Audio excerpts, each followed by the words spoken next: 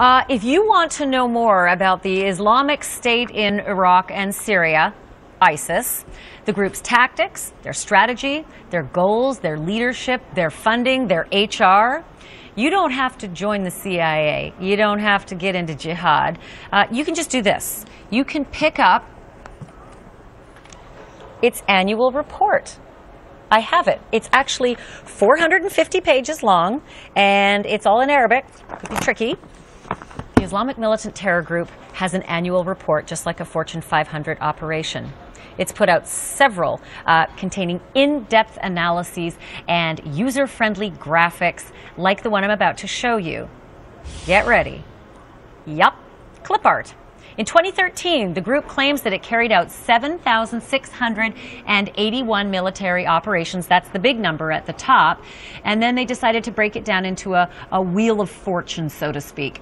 537 parked car bombs, for instance, and 78 suicide car bombs, 4,465 roadside bombs, 1,083 assassinations, and almost that many sniper attacks too.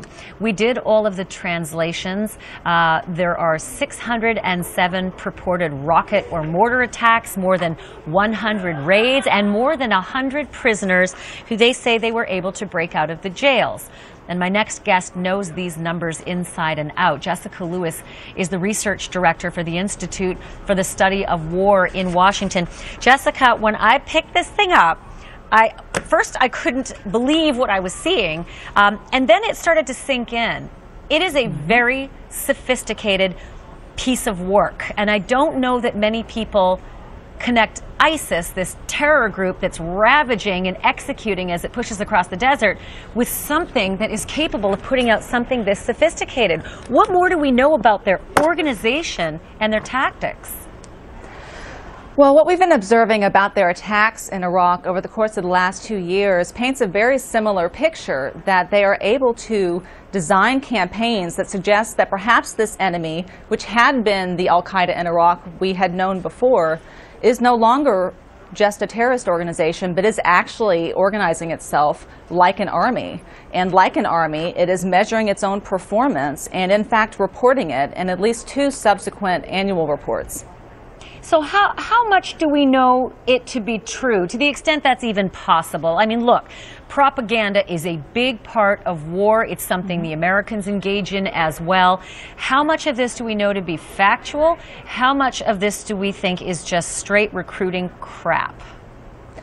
Well, sadly, my team took some time to compare what ISIS was claiming about its performance over the last 2 years, particularly over the last year, to what we have also been observing. And there is enough of a correlation that I would suggest that this is actually much more likely to be what they think they have actually done than a purely propaganda campaign. Now, particularly in light of what we've been seeing happening on the ground in Iraq lately, it is very clear that this organization has presence throughout northern Iraq.